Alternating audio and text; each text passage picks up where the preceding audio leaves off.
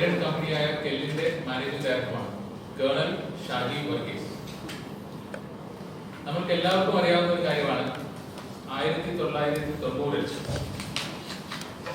സംസ്ഥാന വ്യവസായ വകുപ്പിന്റെ കീഴിൽ കെല്ലിന്റെ ഒരു 5ാമത് യൂണിറ്റ് ആയിട്ടാണ് ഈ EML മൊഗ്രാപുത്തൂരിൽ നമ്മൾ പ്രൊഡക്ഷൻ യൂണിറ്റ് ആയിട്ട് തുടങ്ങുന്നത്. അതിനുശേഷം കമ്പനി ഫ്രാൻസിലെ ലിറോയ് സോംബർഗ് എന്നൊരു കമ്പനിയുമായിട്ട് ടെക്നോളജി ട്രാൻസ്ഫർ ചെയ്യുകയും ജനറൽ പർപ്പസ് ഓൾട്ടർനേറ്റീവുകളുടെ നിർമ്മാണം തുടങ്ങുകയും ചെയ്തു. പ്രധാനമായും 15 kVA മുതൽ 1500 kVA വരെയുള്ള ബ്രഷ്ലെസ് ഓൾട്ടർനേറ്ററുകളുടെ ജനറേറ്റർ സെറ്റുകളുടെയും ബിസിനസ് ആണ് തുടങ്ങിയത്. കാലങ്ങളുടെ പുരോഗതിക്ക് അനുസരിച്ചിട്ട് കമ്പനിയുടെ R&D വിഭാഗത്തിന്റെ ഇൻവോൾവ്മെന്റോട് കൂടി കുറച്ച് പ്രൊജക്ട് ഡൈവേഴ്സിഫിക്കേഷൻ ചെയ്യുകയും അതിന്റെ ഫലമായിട്ട് ഗ്രൗണ്ട് പവർ യൂണിറ്റിനും റെയിൽവേ പവർ കാറിനും വേണ്ട സ്പെഷ്യൽ പർപ്പസ് ഓൾട്ടർനേറ്ററുകൾ നിർമ്മാണം തുടങ്ങുകയും കമ്പനി വളരെ പ്രോഫിറ്റബിൾ ആയ രീതിയിൽ മുമ്പോട്ട് വരികയും. ഈ കാലയളവിലാണ് കമ്പനി കുറച്ചുകൂടെ വിപുലീകരിക്കുകയും എന്നൊരു തീരുമാനത്തിലേക്ക് വരികയും സെൻട്രൽ PSU ആയ BHEL ചേർന്ന് ഒരു ജോയിന്റ് വെഞ്ചർ 2010 51% ഓഹരി BHEL കൊടുക്കുകയും 49% ഓഹരി സംസ്ഥാന സർക്കാർ റിട്ടേൺ ചെയ്യുകയും ചെയ്തു. പ്രധാനമായിട്ടും ഒരു പാൻ ഇന്ത്യ ബിസിനസ്, കൂടുതൽ പ്രോജക്ട് ഡൈവേഴ്സിഫിക്കേഷൻ, കൂടുതൽ ക്യാപിറ്റൽ ഇൻവെസ്റ്റ്മെന്റ്, അങ്ങനെ ഒരു മുമ്പോട്ട് ഉള്ള പ്രയാണത്തിൽ വളരെ പ്രതീക്ഷയോടുകൂടി ആണ് ഈ ഒരു തീരുമാനത്തിലേക്ക് കേരള ഗവൺമെന്റ് പോകുന്നത്. എന്നാൽ അതിനുശേഷം BHEL നിന്നുള്ള വളരെ സപ്പോർട്ടുകൾ കിട്ടാത്തതുകൊണ്ടും കൂടുതൽ ക്യാപിറ്റൽ ഇൻഫ്യൂസ് ചെയ്യാത്തതുകൊണ്ടും കമ്പനിയുടെ സ്ഥിതി വളരെ ശോചനീയ അവസ്ഥയിലേക്ക് പോയി. പിന്നീട് നീതി ആയോഗിന്റെ റിപ്പോർട്ട് പ്രകാരം സെൻട്രൽ PSU ആയ BHELന്റെ സബ്സിഡറി ആയ കെൽ യൂണിറ്റിനെ ഡിസ്ഇൻവെസ്റ്റ് ചെയ്യാനുള്ള തീരുമാനം സെൻട്രൽ ഗവൺമെന്റിൽ നിന്നുണ്ടാവുകയും അതിനുശേഷം ഈ തീരുമാനത്തിന് ശേഷം കേരള ഗവൺമെന്റ് വളരെ പോസിറ്റീവായിട്ട് തീരുമാനമെടുത്തു. ഇത് ഡിസ്ഇൻവെസ്റ്റ്മെന്റ് ചെയ്യേണ്ട, ഈ സ്ഥാപനം കെൽ തിരിച്ച് ഏറ്റെടുക്കുന്നുള്ള തീരുമാനത്തിലേക്ക് വരികയും ചെയ്തു. അതിന്റെ ശേഷം 2021 ജൂലൈ 13-ാം തീയതി ഈ കമ്പനി തിരിച്ചെടുക്കാനുള്ള ഒരു തീരുമാനമാവുകയും 2021 ജൂലൈ 28-ാം തീയതി ഈ ഇതിന്റെ 51% ഷെയറുകൾ കേരള ഗവൺമെന്റ് ഏറ്റെടുക്കുകയും ചെയ്തു. പുതിയ കമ്പനിയുടെ പേര് കെൽ ഇലക്ട്രിക്കൽ മെഷീൻസ് എന്നുള്ള പേരിൽ ഒരു പുതിയ കമ്പനിയായിട്ട് ഇതിനെ വീണ്ടും റീനെയിം ചെയ്യുകയും ചെയ്തു. 8 സെപ്റ്റംബർ 2020 ബഹുമാനപ്പെട്ട മുഖ്യമന്ത്രി 77 കോടിയുടെ ഒരു റിവൈവൽ പാക്കേജ് കെൽ EMLന് വേണ്ടി ഡിക്ലെയർ ചെയ്തു. ആ പാക്കേജിൽ പ്രധാനമായിട്ടും നിലവിലുള്ള ലയബിലിറ്റീസുകൾ ക്ലിയർ ചെയ്യാൻ വേണ്ടി 34.64 കോടി, പുതിയ പ്രൊഡക്ട്സിന് വേണ്ടിയിട്ടുള്ള ക്യാപിറ്റൽ ഇൻവെസ്റ്റ്മെന്റിന് വേണ്ടിയിട്ടുള്ള 42.43 കോടി രൂപയും വകയിരുന്നു. അതിന്റെ ഫസ്റ്റ് ഇൻസ്റ്റാൾമെന്റ് ആയ 20 കോടി രൂപ ഇൻഡസ്ട്രീസ് ഡിപ്പാർട്ട്മെന്റിന്റെയും വ്യവസായ വകുപ്പ് മന്ത്രിയുടെയും നിരന്തരമായിട്ടുള്ള ഇൻവോൾവ്മെന്റോട് കൂടി ഫണ്ട് റിലീസ് ചെയ്തു. നിങ്ങൾക്ക് എല്ലാവർക്കും അറിയാവുന്ന കാര്യമാണ്, മാർച്ച് 31, 2020 ശേഷം ഈ കമ്പനി തുറന്ന് പ്രവർത്തിച്ചിട്ടില്ല. 2 വർഷത്തിലേറെ ആയി അടഞ്ഞു കിടന്ന ഒരു കമ്പനി വീണ്ടും അത് തുടങ്ങുന്നതിനുള്ള പ്രായോഗിക ബുദ്ധിമുട്ടുകൾ എല്ലാവർക്കും അറിയാവുന്ന കാര്യമാണ്. പ്ലാന്റ് ആൻഡ് മെഷീനറിയുടെ മെയിൻ്റനൻസ് വർക്കുകൾ ചെയ്യണം. 2 വർഷമായിട്ട് നമ്മുടെ ബിൽഡിങ്ങുകളുടെ റിനോവേഷൻ വർക്കുകൾ ചെയ്യണം. തൊഴിലാളികളുടെ ശമ്പള കുടിശ്ശികകൾ സെറ്റിൽ ചെയ്യണം. ബിസിനസ്സിൽ ഉണ്ടായിരുന്ന പല കമ്പനികളും ബ്ലാക്ക് ലിസ്റ്റ് ചെയ്ത് കമ്പനികളിലേക്ക് പോവുകയും ചെയ്തു. ഇവരെല്ലാം തിരിച്ച് കൊണ്ടുവരണം. അപ്പൊ ഇതിനെല്ലാം കൂടി ഒരു സമഗ്രമായ ശ്രമം സ്ഥാപനത്തിന്റെ മാനേജ്മെന്റ് സ്റ്റാഫ്, തൊഴിലാളികൾ, ഇൻഡസ്ട്രീസ് ഡിപ്പാർട്ട്മെന്റ് പ്രധാനമായും കമ്പനിയുടെ CMD-യും പ്രിൻസിപ്പൽ സെക്രട്ടറി ഇൻഡസ്ട്രീസുമായ ശ്രീ മുഹമ്മദ് അനീഷ് സാറിന്റെയും ഇൻവോൾവ്മെന്റോട് കൂടി ഇത് മുമ്പോട്ടുള്ള ആക്ടിവിറ്റീസ് ഞങ്ങൾ പ്ലാൻ ചെയ്യുകയും അതിന് തുടക്കമിടുകയും ചെയ്തു. ഇതിനോടനുബന്ധിച്ച് സെപ്റ്റംബർ അവസാനം തൊഴിലാളി യൂണിയനുകളും മാനേജ്മെന്റും കൂടി ഒരു മീറ്റിംഗ് നമ്മുടെ കമ്പനിയുടെ പുതിയ CMD മുഹമ്മദ് അനീഷ് സർ വിളിക്കുകയും കാര്യങ്ങളെ കുറിച്ച് ചർച്ചകൾ തുടങ്ങുകയും ചെയ്തു. പ്രധാനമായും ചർച്ച ചെയ്തത് തൊഴിലാളികളുടെ സെറ്റിൽമെന്റ്, പിന്നെ എങ്ങനെ കമ്പനിയുടെ മുമ്പോട്ടുള്ള ആക്ടിവിറ്റീസ് ചെയ്യാൻ പറ്റും, ബാക്കിയുള്ള ഈ പറയുന്ന മെയിൻ്റനൻസും റിലേറ്റഡ് എക്യുപ്മെന്റ്സും ബിസിനസ്സും എങ്ങനെ തിരിച്ചുപിടിക്കാനുള്ള ചർച്ചകളൊക്കെ ഉണ്ടായി. ഇതിന്റെ പരിണിത ഫലമായി മാർച്ച് 14-ാം തീയതി തൊഴിലാളികളുമായ സെറ്റിൽമെന്റ് മെമ്മോ ലേബർ ഓഫീസറുടെ സാന്നിധ്യത്തിൽ ഒപ്പുവെക്കുകയും അവരുടെ ശമ്പള കുടിശ്ശികകളും മറ്റ് ആനുകൂല്യങ്ങളും കൊടുക്കാനുള്ള തീരുമാനമായി. ഈ സമയത്തിനുള്ളിൽ തന്നെ പ്ലാന്റ് ആൻഡ് മെഷീനറികളുടെ റിപ്പയറും കാര്യങ്ങളെല്ലാം തന്നെ ചെയ്തു തീർത്തു. ഇപ്പോൾ കമ്പനി പ്രൊഡക്ഷൻ തുടങ്ങാനുള്ള രീതിയിലേക്ക് വന്നിട്ടുണ്ട്.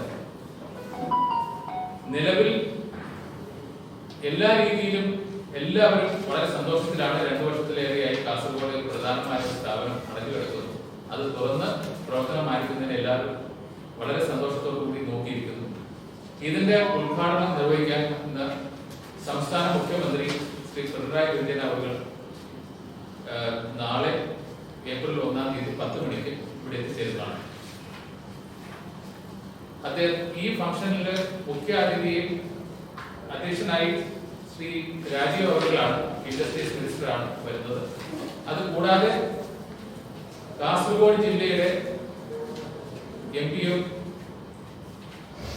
കാസർഗോഡ് ജില്ലയിലെ 5 MLA-മാരും ഈ ഫംഗ്ഷനിൽ എത്തിച്ചേരാമെന്ന് സമ്മതിച്ചിട്ടുണ്ട്. ഈ ഒരു ഫംഗ്ഷനെ നല്ല രീതിയിൽ ആക്കി തീർക്കാൻ നിങ്ങളുടെ എല്ലാവരുടെയും സഹായ സഹകരണം പ്രതീക്ഷിച്ചുകൊള്ളുന്നു. Thank you so much.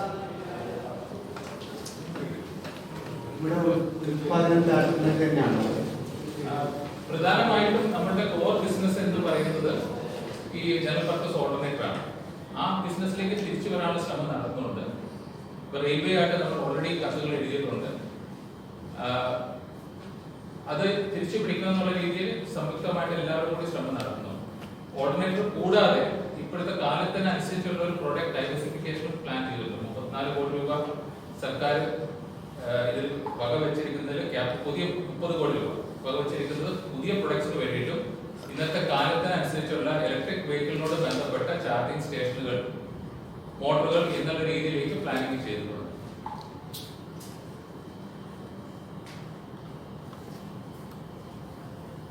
Electric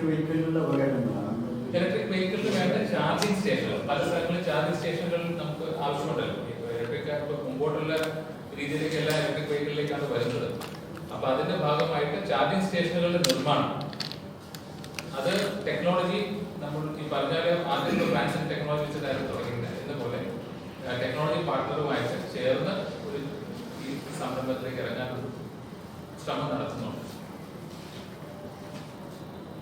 അതില് ജീവനക്കാരുടെ കാര്യം പറയുകയാണെങ്കിൽ കമ്പനിയിൽ ഇപ്പോഴത്തെ സെറ്റിൽമെന്റ് പ്രകാരം 58 വയസ്സ്, സ്റ്റേറ്റ് ഗവൺമെന്റ് പോളിസിയാണ് 58 വയസ്സാണ് റിട്ടയർമെന്റ് ഏജ് ആയിട്ട് തീരുമാനിച്ചിരിക്കുന്നത്. അപ്പൊ 58 വയസ്സിന് ശേഷം ഉള്ള കൂടുതലുള്ളവർ ഈ സെറ്റിൽമെന്റ് മെമ്മോ പ്രകാരം 28 ഫെബ്രുവരി 2028 റിട്ടയർ ആവുകയും അതിനുശേഷമുള്ള തൊഴിലാളികൾ റിട്ടയർ ചെയ്യുകയും ചെയ്യും. ഇപ്പൊ നിലവിൽ 114 പേരാണ്. ഇതില് ഒരു കാര്യം ഞാൻ എടുത്തു പറയേണ്ടതുണ്ട്. ഈ സെറ്റിൽമെന്റും ഇതിലേക്ക് വേണ്ടിയിട്ട് ബഹുമാനപ്പെട്ട മന്ത്രിയുടെ, വ്യവസായ മന്ത്രിയുടെ ഇൻവോൾവ്മെന്റ് വളരെയേറെ ഉണ്ടായിരുന്നു. അദ്ദേഹം പല മീറ്റിങ്ങുകൾ വിളിക്കുകയും ചെയ്തു. അതുകൂടാതെ ഗ്രൗണ്ടിൽ വന്ന് ജനുവരി മാസം 10-ാം തീയതി കമ്പനിയിൽ വന്ന് വിസിറ്റ് ചെയ്ത് കാര്യങ്ങളെല്ലാം ഗ്രൗണ്ടിൽ സിറ്റുവേഷൻ മനസ്സിലാക്കി പോയതിനു ശേഷമാണ് പിന്നീട് തീരുമാനം വന്നത് ഈ സെറ്റിൽമെന്റിലേക്ക്. തൊഴിലാളികൾക്ക് മാർച്ച് 31 വരെ കമ്പനി പ്രൊഡക്ഷൻ ഉണ്ടായിരുന്നല്ലോ. 2020 മാർച്ച് 31 വരെ ഉള്ള തൊഴിലാളികളുടെ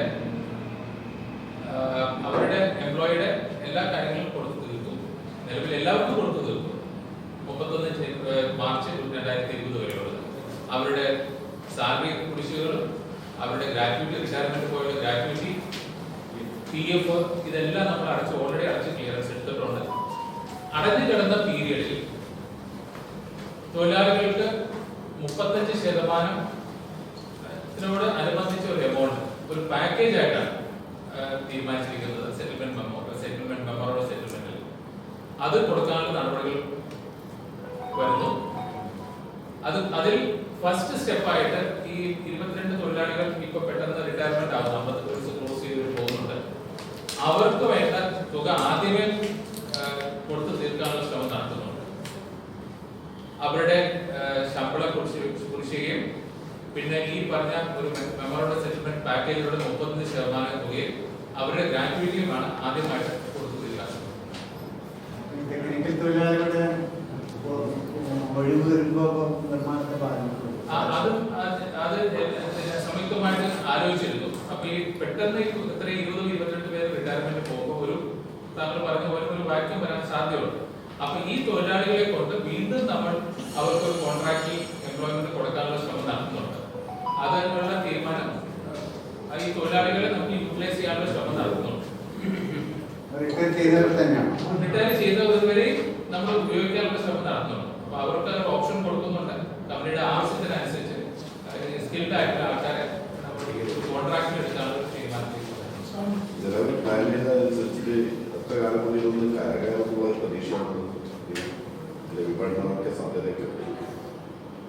ഇപ്പൊ ഇതില് നമുക്കുള്ള ഒരു 77 കോടി രൂപയാണ് സർക്കാർ ഇതിലേക്ക് മുടക്കുന്നത്.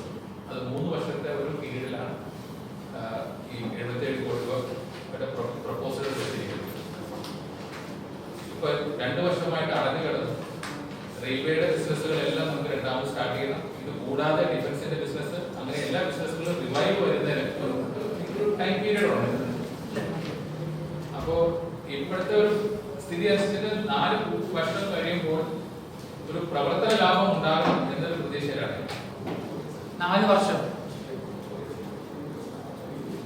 3 വർഷം കഴിയുമ്പോൾ 3 years കഴിയുമ്പോൾ ഒരു പ്രവർത്തന ലാഭം കിട്ടും എന്നൊരു പ്രതീക്ഷയിലാണ് ഇപ്പോഴത്തെ പ്രപ്പോസൽ വെച്ചിരിക്കുന്നത്.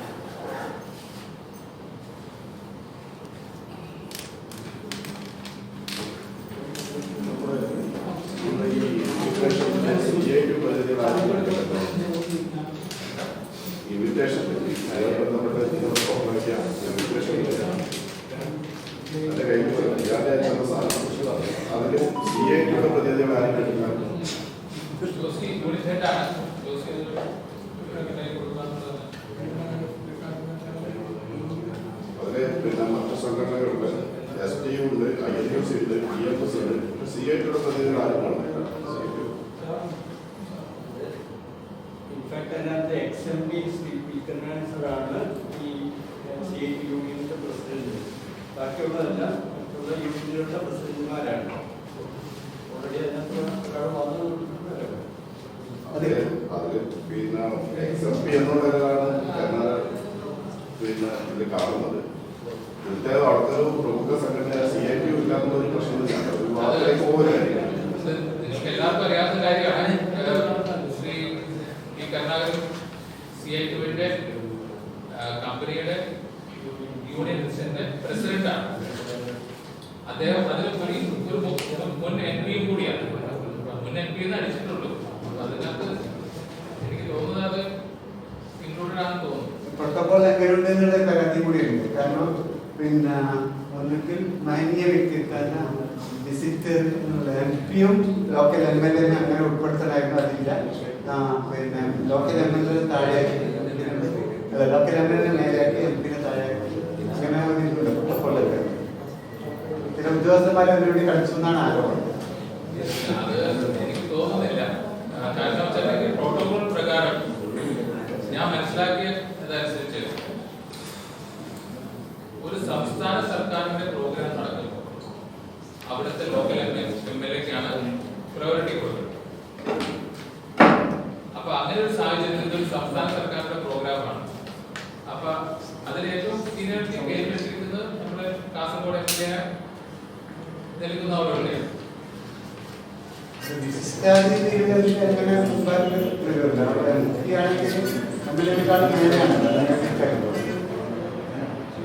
തരം താഴ്ത്തിനാണ്.